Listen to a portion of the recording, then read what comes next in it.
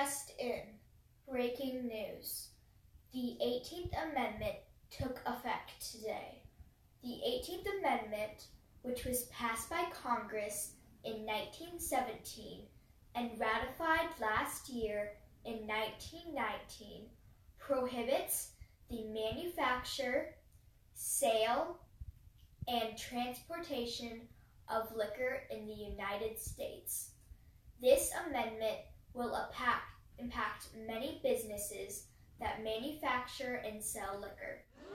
On site with Scott Murdy, owner and operator of Big Daddy Brewery, is George Mayfield. George.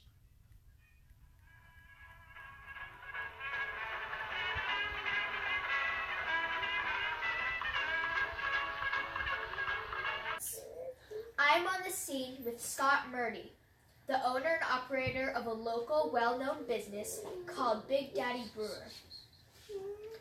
So, Mr. Murdy, can I ask you some questions? I'd be delighted.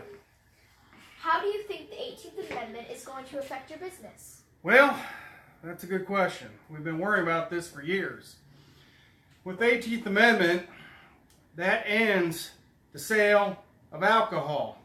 And 100% of my business comes from loyal patrons that come in and drink beer and whiskey and other fine alcohol. So without that, I may be going out of business. Do you believe this amendment is fair? I don't think that's fair. There's been a temperance movement for years, and we have our boys that fought in the Great War, and they came back, and now they're being told they cannot drink their beer and whiskey. What do you believe is the true meaning behind this amendment?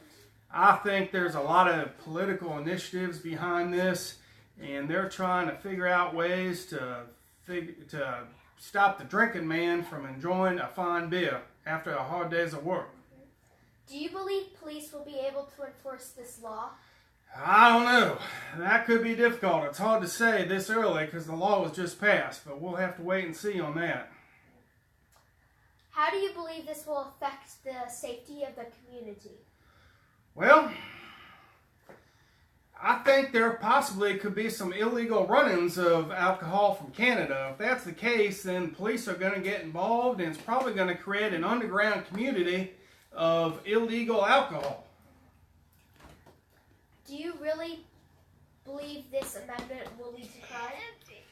That's certainly a possibility. Again, it's hard to say right now this early into it, but with alcohol becoming illegal, people are still going to want to have their drink after work.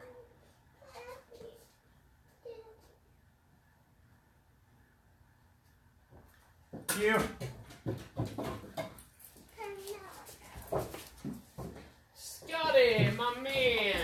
Hello, boys. How you doing this evening? Doing well, feeling mighty nice. Good to see you. Oh, I'm sorry. I can't give you a drink anymore. You know, the law of Prohibition passed.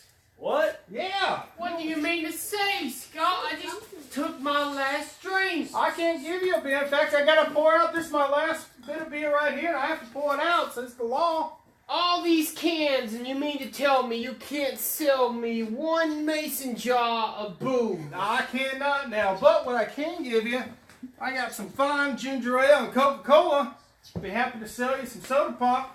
I got a fine place to put this Coca-Cola, Scott. And where's that? I can't say it. You're going to sell us some. That's why we came here. I can't sell it. The law says I can't. What I have in house right now, I'm going to have to pour out tonight after I close the doors. Somebody sounds paranoid. Where's the alcohol, Scott? It's not available. I'm sorry. Well, we're just going to have to Get take him, it. Jonathan. We're just going to have to take it here. You ain't going to take it. Whoa! No! You can't take it! Oh! Oh! Oh! Whoa! Oh my goodness, that was a close. Whoa, he's back! He's back! Get out of the way! You can't. Whoa, he's trying to take. I'm going to take down He's trying to take it. Run for Whoa! This is what you were asking about, crime. This is exactly what we're talking about. Cut. Oh, that was cool, wasn't it? Yeah. Can we continue on with the questions? We sure can. Not going to let those bushwalls back in here again, are we? You know.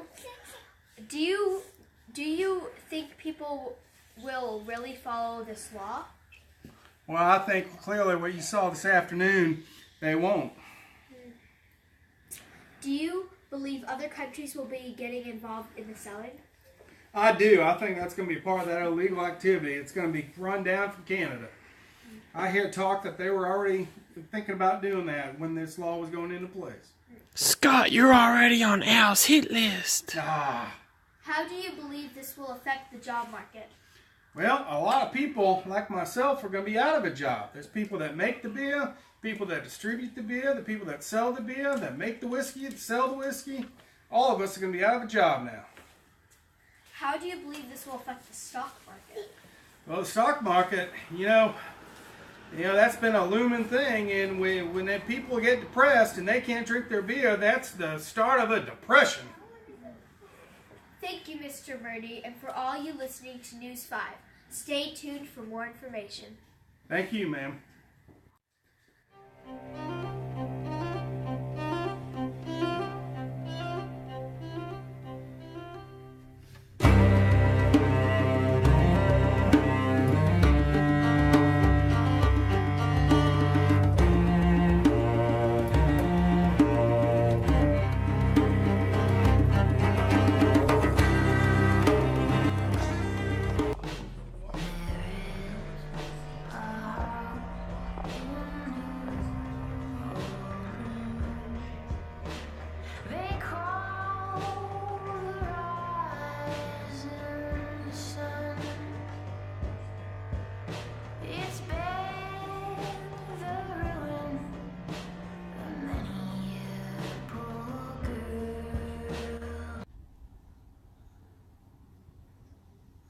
Well, Johnny boy, looks like this is our last 2 brews. I can't believe it. What are we gonna do now? We can't get any alcohol. I guess we'll have to resort to other means.